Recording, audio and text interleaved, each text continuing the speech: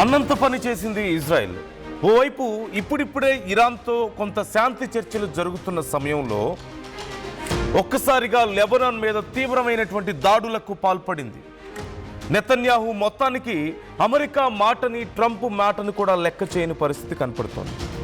Cease fire లెబనాన్కు వర్తించదు అంటూ Israel ప్రధాని ఇప్పటికే చెప్పారు నెతన్యాహు.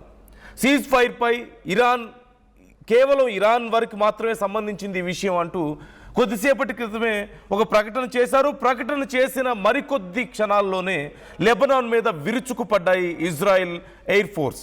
మరోసారి సౌత్ లెబనాన్పై ఇజ్రాయెల్ స్ట్రైక్స్ చేసినట్లుగా తెలుస్తోంది.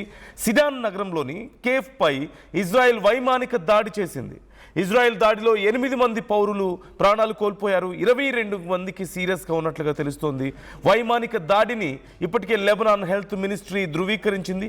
అర్ధరాత్రి నుంచి ఇజ్రాయెల్, అమెరికా, ఇరాన్ మధ్య 2 వారాల సీజ్ ఫైర్కి సంబంధించి చర్చలు జరగడం మనం చూసాం. మొత్తానికి సుదీర్ఘమైనటువంటి యుద్ధం తర్వాత, సుమారుగా 5 వారాలకు పైగా జరిగినటువంటి యుద్ధం తర్వాత కొంచెం ప్రశాంతత దొరుకుతుంది అనుకునే సమయం లోపే మరొకసారి ఇజ్రాయెల్ లెబనాన్ మీద విరుచుకుపడ్డం ఎలాంటి పరిణామాలకు దారితీస్తుందా అంటూ ఆందోళన వ్యక్తం అవుతుంది.